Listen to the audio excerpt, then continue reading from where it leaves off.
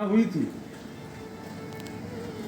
कुछ लोग थे हमारे पास आए, बोले महाराज जी कथा करानी है। हमने कहा ठीक है करेंगे।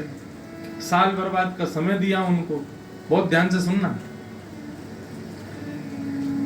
तो उन्होंने कहा ऐसे ऐसे व्यवस्था है। हमने कहा देखो हम अकेले आए तो हम कहीं भी रुक जाते हैं, पर 5 स्टार होटल या बड़े होटल जो होते हैं इनमें हम लाल जी के साथ नहीं रुकेंगे, क्योंकि वहां की रसोई शुद्ध नहीं होती। हम अकेले आते तो कोई दिक्कत नहीं, पर लाल जी आते हैं कथा में तो वो नहीं रुकेंगे बड़े होटल में, क्योंकि वहां सब बनता है और लाल जी की रसोई अलग होती है। तो उन्होंने हमसे बोला तो आप अकेले ही आ जाओ, लाल जी को मत लाओ। मैंने कहा जय हो। मैंने कहा ठीक है। मैंने कहा बढ़िया वाला कमरा बुक करवाना हमारे लिए। कितना महंगा वाला? बोले महाराज जी 50,000 वाला है सबसे महंगा। मैंने उसी में रुकूंगा मैं, करो। और मैं अकेला आऊंगा, लाल जी नहीं आएंगे। तो बेचारे अभी सुनते होंगे कथा तो सोचते होंगे लेकिन हम उनका नाम थोड़ी बोल रहे हैं, किसी को पता थोड़ी चल रही है कौन है। लेकिन प्रथम दिन कथा का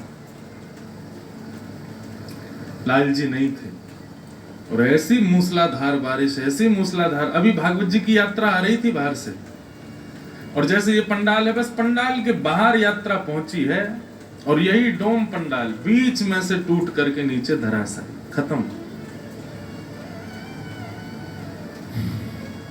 अब वो हमको देखें, हम उनको देखें।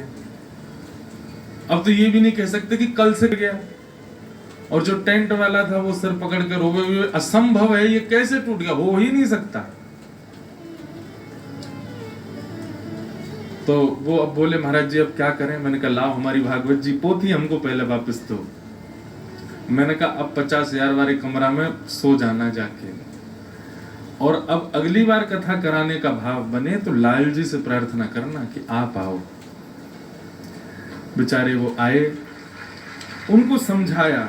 मैंने कहा ये कोई पाषाण नहीं है, ये कोई साधारण ऐसे ही कोई धातु नहीं है, साक्षात ठाकुर जी हैं। आपके घर में विराजमान साक्षात ठाकुर जी हैं, ये लाल जी साक्षात ठाकुर जी हैं। मैंने कहा ये इनकी उपस्थिति इसलिए थोड़ी होती है, ये अपने आप को पुजवाने थोड़ी आ रहे हैं, ये हमारी रक्षा के लिए संग रहते हैं कि भाई या की भक्ति में या की कथा में कोई विघ्न नहीं आवे, या हमारे में आके संग रहूंगा। और मैंने कहा आपने उन्हीं को ही कह दिया कि आप अकेले आ जाओ, उनको मत लाओ। महाभारत युद्ध में अर्जुन के साथ कृष्ण नहीं होते, क्या पांडव उस विशाल सेना को पार कर पाते कौरवों की? केवल श्री कृष्ण साथ थे, इसलिए पांडवों ने उस विशाल कौरवों की सेना को ऐसे पार कर लिया जैसे कोई गाय के खुर का गड्ढा।